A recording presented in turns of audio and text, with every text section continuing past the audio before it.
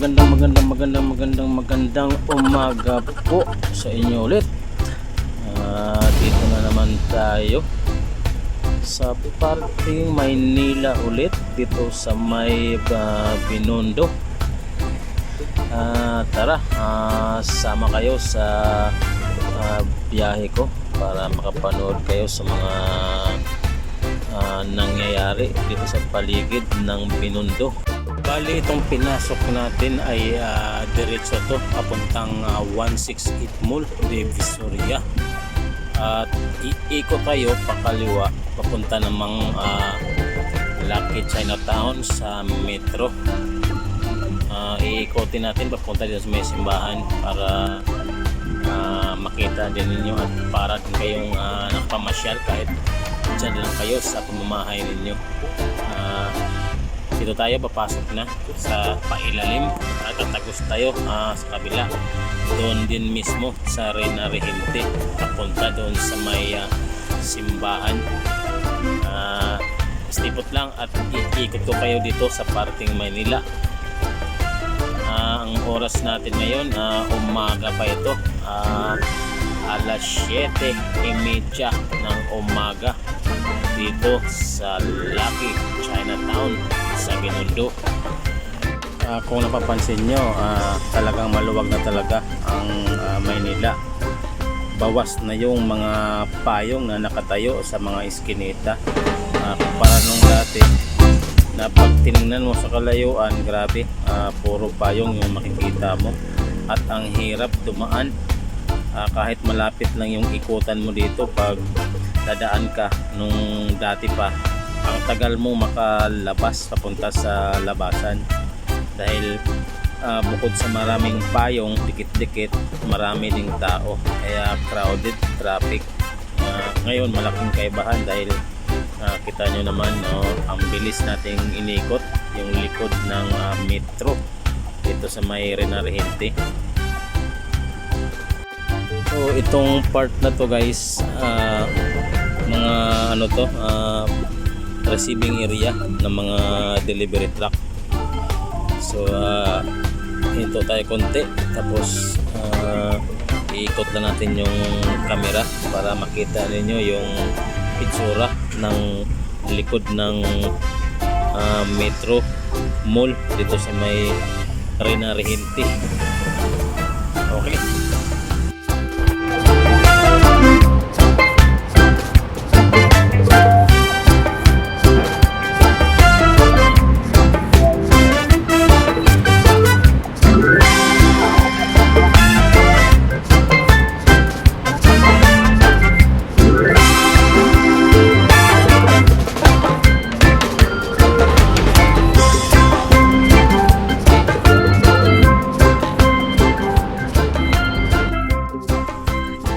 Okay guys, tuloy-tuloy tayo sa pag-ikot.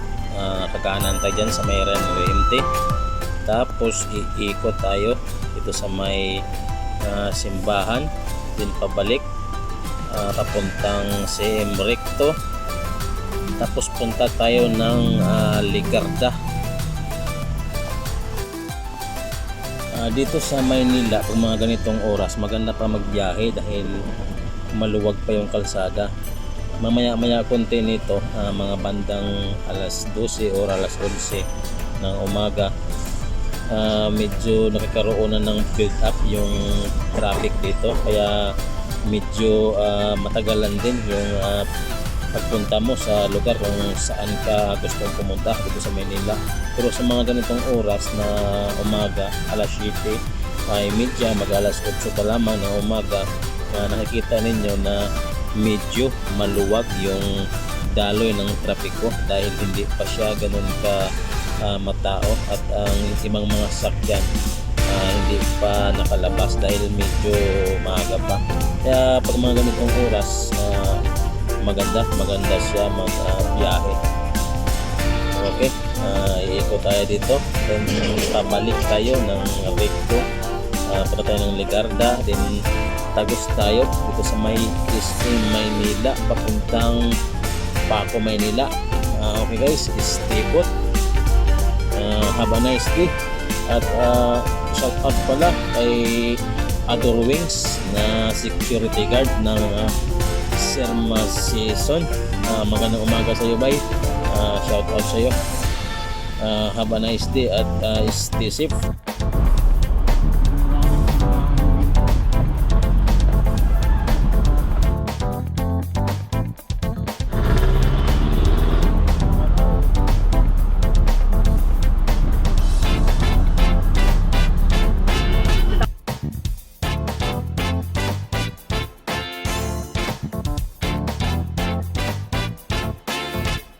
So, ito yung simbahan ng Binondo, no?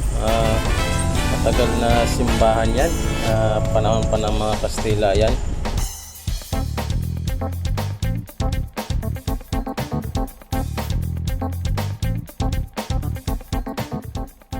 Dito sa Maynila, guys, kailangang sumunod ka sa traffic light dahil kahit walang traffic enforcer dito, magulat ka na lang pag kakaliwa ka, minsan doon sa dulo may nag-aabang pala, kaya kailangan dito susunod ka talaga. Yung iba kasi dito kahit naka-stop, titirahin nila. Pag nahuli ka, kamutulo ka dito.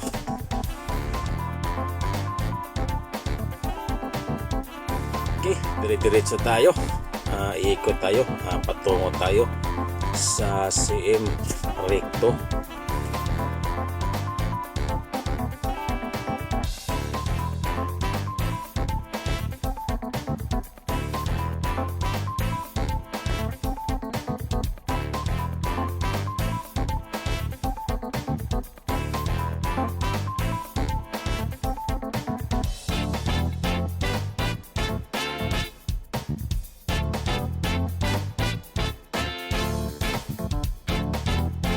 Ang kahabaan na to, guys, ito yung Rina Rihente dito sa Binondo.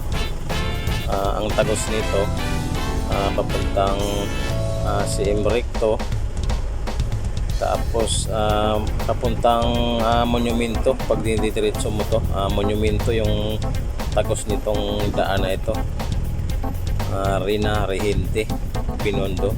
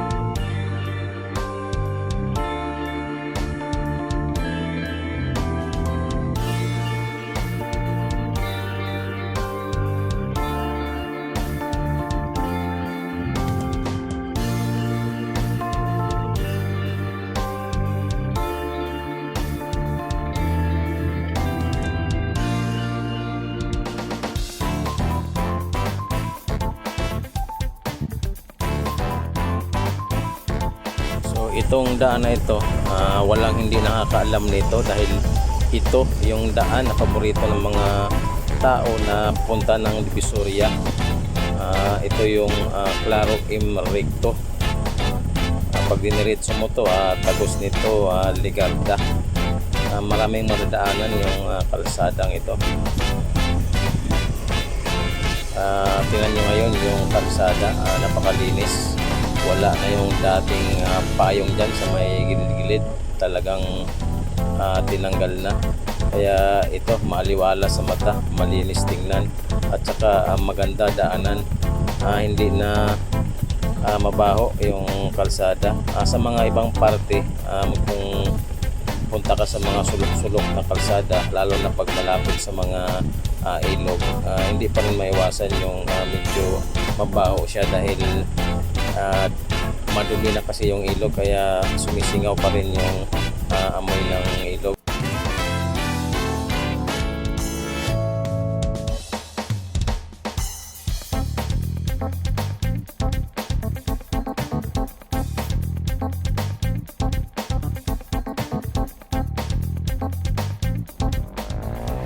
Dito, guys, dati pag dumadaan ka dito, naalala ko may nagtutulak ng kariton, may mga tumatawid na may daladalang mga maliit na bata, may naghihila ng keriton, may naghihila ng aso. Tapos itong gilid nito, ang daming payong, kaya hindi talaga makabuhilo yung mga sakyan. Kaya ang mangyayari, kumpul-kumpul, ang resulta traffic. Pero ngayon kahit paano, kikita nyo naman, maaliwalas, malinis, maluwag, walang mga payong. Kaya masasabi natin talagang wow, maluwag talaga. Kaya okay itong ginawa ni Mayor Isko. Malaking pagbabago talaga yung nangyayari pag-upo ni Isko. Okay, diretso tayo.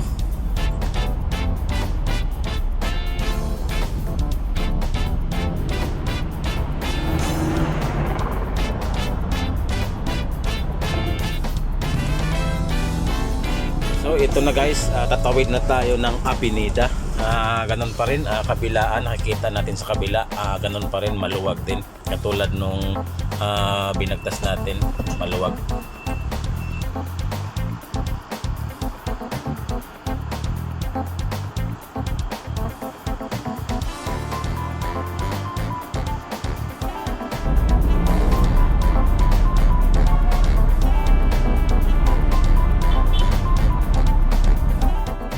Yan, istasyon ng LRT.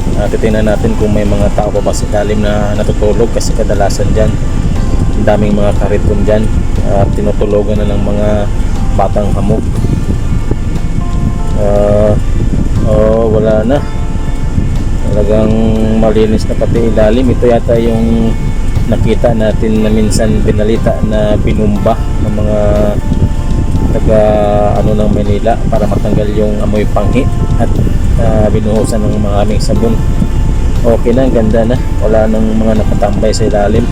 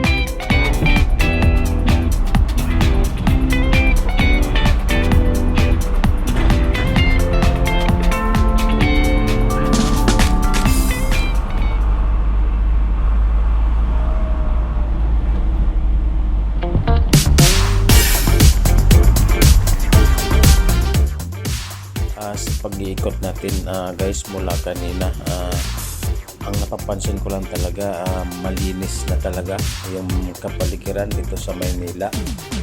Malaki ang kaibahan kumpara nung dati.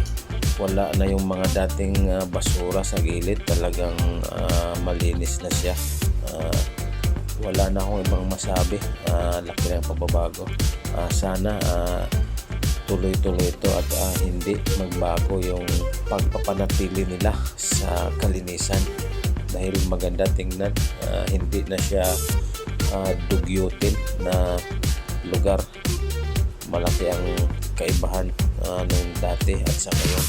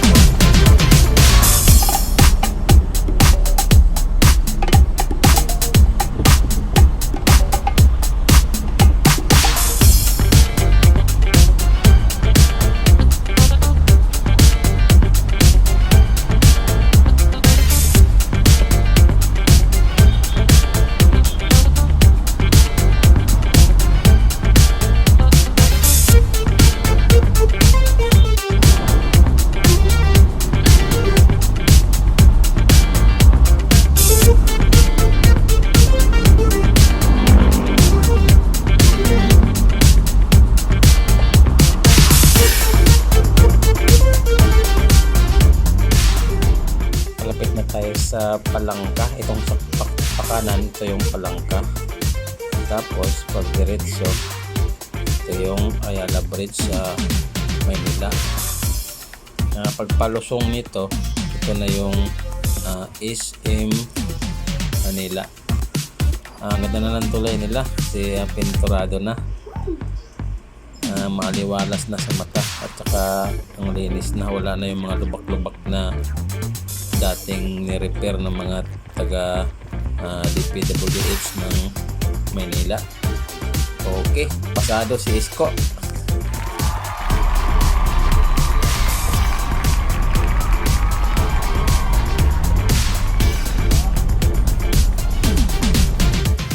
Okay guys, nakakanan tayo dito, tapos iikot tayo sa may gilid ng SM Maynila dahil ang tumbukin natin yung San Marcelino Street papuntang Paco, Maynila. Okay, diretso na tayo. Medyo basa yung kalsada nila dahil parang maulan, medyo basa.